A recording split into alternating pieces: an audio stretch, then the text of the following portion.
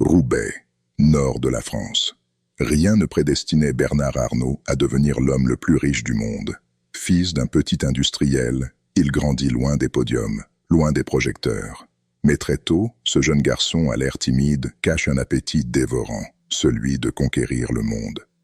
Et ce rêve d'empire commence dans l'ombre d'une usine, car à peine diplômé, il va poser un premier geste qui changera son destin. À sa sortie de Polytechnique, Bernard n'a qu'une idée en tête, transformer l'entreprise familiale. Il convainc son père de vendre tout ce qui n'est pas rentable pour se lancer dans l'immobilier. C'est froid, c'est stratégique, et ça choque même ses proches.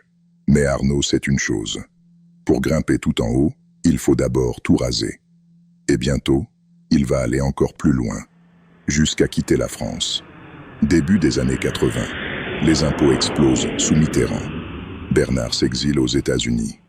Là-bas, il découvre un univers impitoyable. Capitalisme sauvage, acquisition hostile, deal secret. Il apprend vite. Et quand il revient en France, ce n'est plus le même homme. Il est prêt à jouer dans la cour des géants. Et son premier grand coup, il va faire trembler tout le monde. 1984. Une vieille entreprise textile nommée Boussac est en faillite. Tout le monde la fuit, tout le monde, sauf Arnault. Il la rachète, licencie des milliers de personnes, revend les usines, et garde Dior, le seul joyau. Un coup de maître, aussi brutal que génial. Le monde du luxe vient d'entendre son nom.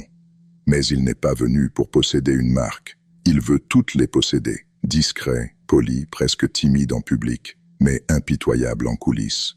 Arnault commence à infiltrer les grandes maisons du luxe, profitant de leurs failles internes, rachetant des parts dans l'ombre. Il avance comme un joueur d'échecs. Chaque coup est précis, chaque mouvement calculé, et bientôt, il se lance dans une bataille qui va marquer l'histoire.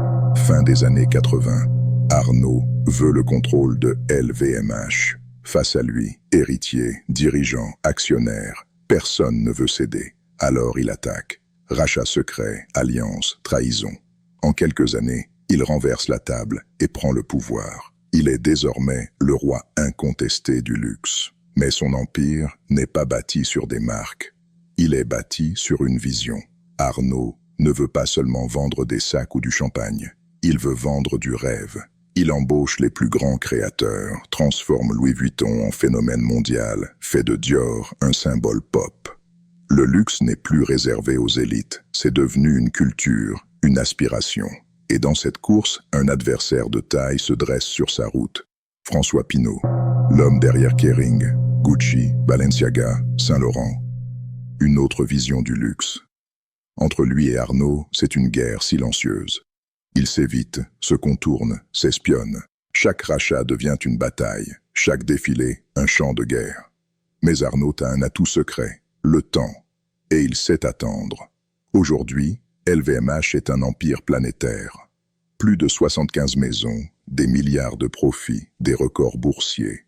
En 2023, Bernard Arnault devient l'homme le plus riche du monde. Un Français, parti d'une petite usine de Roubaix, a conquis la planète luxe.